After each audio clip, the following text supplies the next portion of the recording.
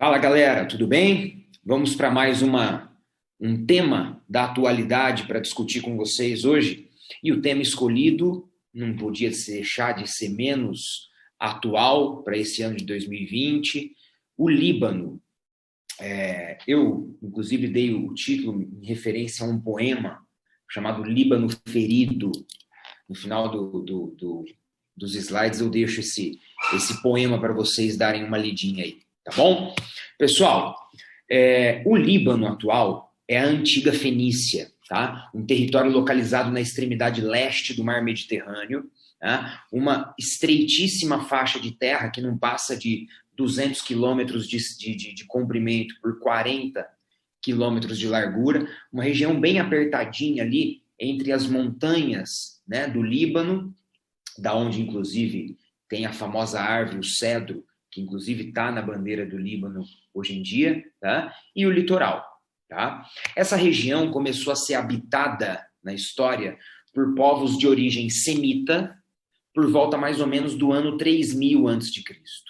Essa primeira civilização que se desenvolveu ali, a civilização fenícia, era caracterizada por várias cidades-estados com governos independentes, tá?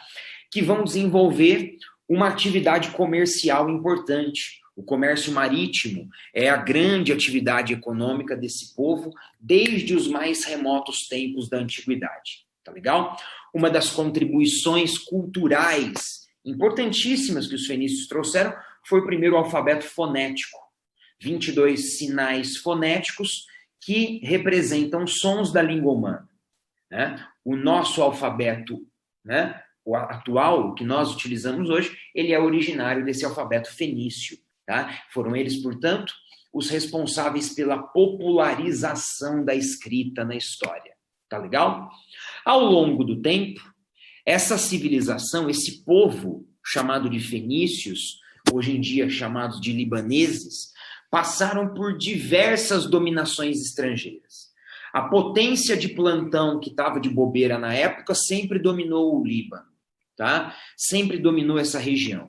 Os assírios, uma dominação marcada pela violência, pela pesada tributação, os babilônios, tá? Os persas, que cooperaram muito, inclusive, com os fenícios, por conta do comércio e da navegação. Depois veio a relação com os gregos e os fenícios fizeram grandes trocas culturais, além de trocas comerciais na história, uma simbiose muito grande de conhecimentos. Então, isso traz para a cultura dessa região também uma forte influência grega e também a dominação romana. Né? O Líbano, a Síria e a Palestina formavam uma mesma província romana. Tá? O comércio se difundiu muito nessa época de domínio romano, surgiu a escola de direito de Beirute, né? E ainda hoje, indo para o Líbano, a gente vai encontrar grandes templos, ruínas, como o grande templo de Baalbek, em tributo ao deus romano Baco. Né? Várias ruínas romanas estão presentes ainda hoje nessa civilização. Tá? Vale lembrar também um outro ponto muito importante para tratar desses conflitos religiosos que existem no Líbano hoje. A passagem de Jesus pelo território do Líbano é comprovada biblicamente. Né? Jesus visitou o Líbano, Tiro, Sidom, né? O famoso milagre da transformação da água em vinho aconteceu ali, no Líbano. Tá? Em 330, com a fundação de Constantinopla, atualmente chamada de Istambul, para ser a nova capital do Império Romano, né? A oficialização do cristianismo chegou mais perto do Império Romano e finalmente se consolidou em 380 pelo Édito de Tessalônica. Nesse instante, tá, o cristianismo cresceu muito no Líbano. Tá? O Líbano tem uma população cristã importantíssima até os dias de hoje. Tá legal? Só que durante a Idade Média, essa região foi tomada pelos muçulmanos, pelos árabes, fez parte do Império Árabe Muçulmano. Tá? E aí, um processo de arabização dos costumes e um processo de islamização aconteceu no Líbano. Tá? Por volta de 750, o Líbano tornou-se um mosaico de comunidades étnicas e religiosas, com a coexistência de cristãos e várias dissidências muçulmanas, como os xiitas, os ismaelitas e os drusos. Até hoje, um importante grupo populacional que vive na região do Líbano. Tá legal? Um regime comunitário de adaptação da sociedade libanesa a essa multiplicidade étnica e religiosa vai acontecer. Tá legal? Bom, outro ponto importante da história desse povo foi a participação das cruzadas, aquele movimento militar, tá? Em que os cruzados católicos, cristãos, se lançam numa guerra contra o Oriente. Eles fazem do Líbano um ponto de apoio, tá, para as cruzadas, aproveitando essa importante presença de uma comunidade cristã que existia ali no Líbano. Tá certo?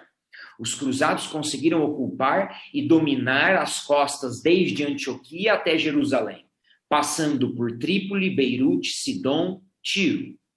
Não destruíram essas cidades, fortificaram-nas, ao contrário, com uma série de castelos e fortes cujos vestígios ainda existem como testemunhos históricos e como atração turística. Veja só, então, o importante papel que o Líbano teve e a importante herança cultural de mais um momento importante da história. Tá legal? Isso vai claramente, né, atrapalhar um pouquinho essa paz que existia entre os muçulmanos e os cristãos, essa presença, né, dos cruzados europeus ali naquele período. Vai deixar certamente um legado de ódio entre muçulmanos e cristãos em todo o mundo. Tá certo?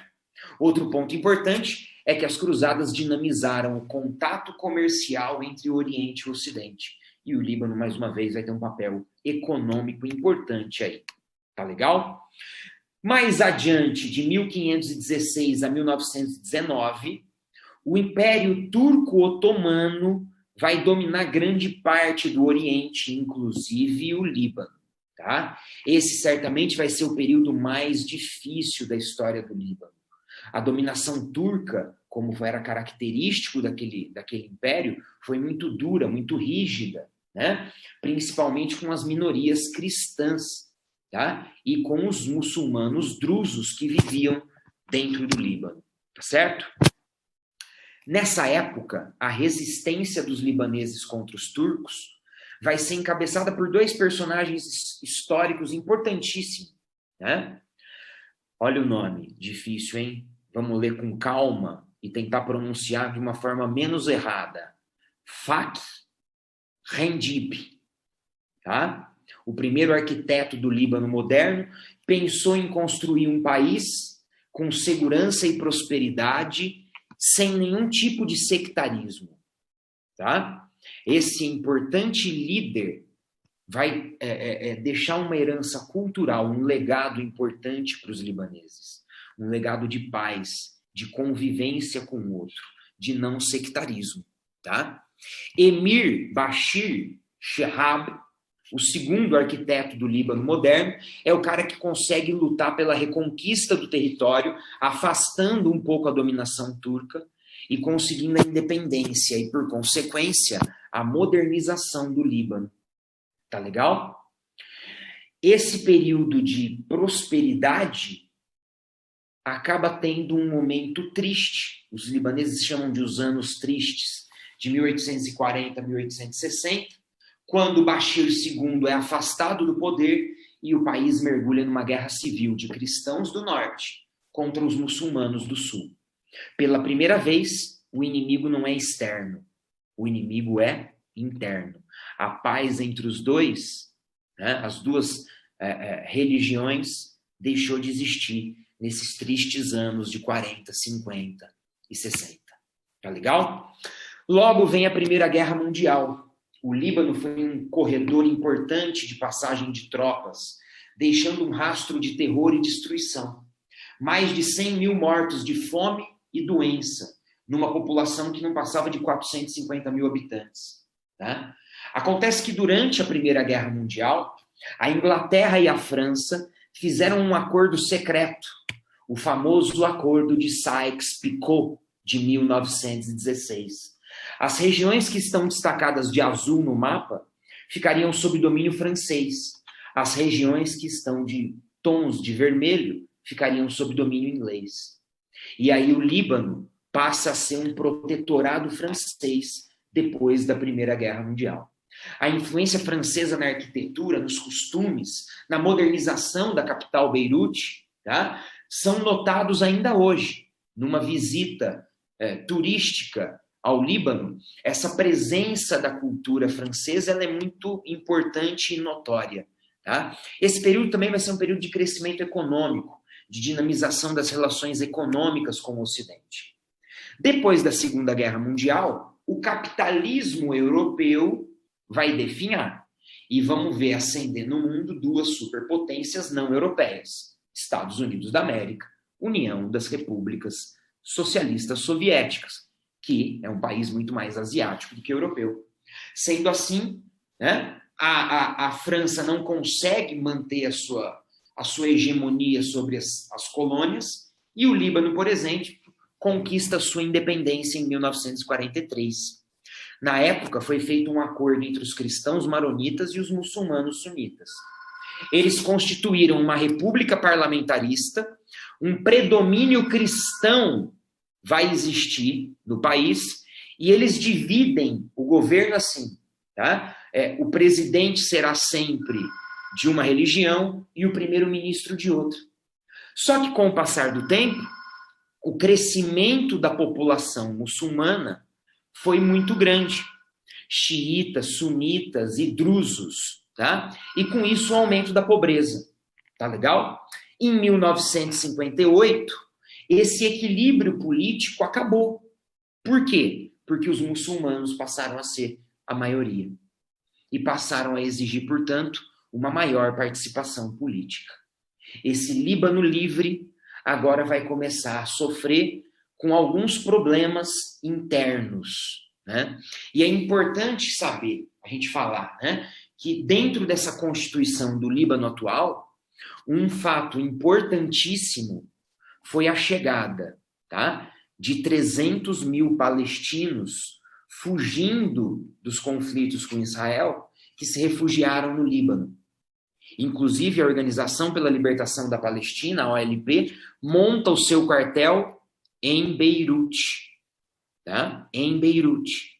E isso traz o Líbano para o centro do conflito entre Israel e o povo palestino. Tá legal?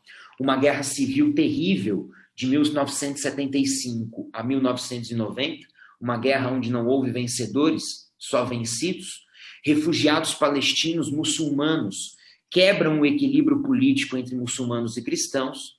A Síria, país vizinho, vai interferir militarmente, mandando mais de 35 mil soldados para o Líbano, tá?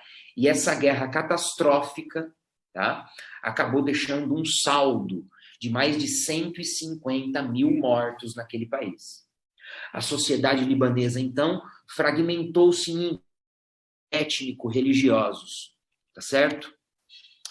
Um importante grupo terrorista sediado no Líbano, na fronteira com Israel, o Hezbollah, começa a atacar sucessivamente, tá, o território israelense, colocando esse país, essa pequena república, em rota de colisão com a grande potência militar, que é o Estado de Israel, vizinho, fronteiriço ao Líbano. Tá legal?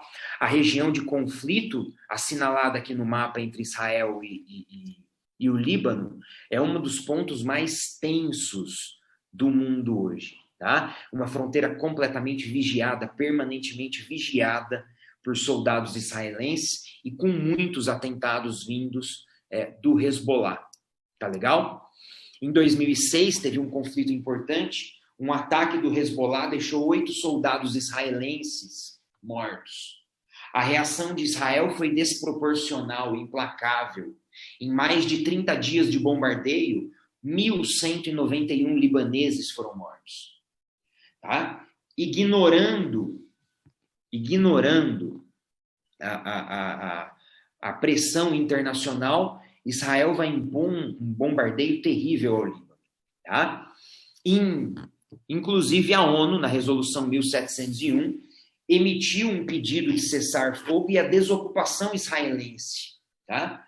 Ok? Desde então, existem soldados da ONU tentando pacificar a fronteira entre Líbano e Israel. Tá legal? Bom, atualmente o presidente da República deve ser um cristão maronita, o primeiro-ministro deve ser um muçulmano sunita e o presidente do parlamento um muçulmano xiita. Essa é uma forma tênue que eles tentam utilizar para equilibrar as relações tensas dessas minorias étnico-religiosas que existem dentro do pequeno país. Essa instabilidade sintetizada por disputas entre famílias tradicionais dos diferentes grupos políticos e religiosos do país. Tá legal? Aqui está uma imagem belíssima de uma manifestação de ingleses, um jovem embrulhado na bandeira, né? Diante de uma multidão protestando. Além disso, um enorme abismo social existe dentro do país. Né? Eu coloquei duas imagens contrastantes aqui de uma favela destruída e de arranha-céus belíssimos, né? Opulentes. Isso tudo dentro da mesma cidade, isso tudo dentro de Beirute, né? No Líbano. Tá legal? Bom, recentemente, o Líbano esteve sob os holofotes da mídia por uma explosão aparentemente acidental que aconteceu no porto de Beirute, né? E que trouxe de novo esse país para o centro da discussão, né? Um país belíssimo, de uma cultura riquíssima, de uma variedade étnico-religiosa fantástica, né? E que, sem dúvida nenhuma, é um assunto importante para esse momento atual que nós vivemos. Tá legal? Eu encerro deixando aqui um poema chamado Líbano Ferido, de um mineiro, inclusive, aí de Passos, amigo pessoal da minha família, professor Gilberto Andrade de Abreu. Tá legal? Bom estudo para vocês. Até o nosso próximo tema. Até mais.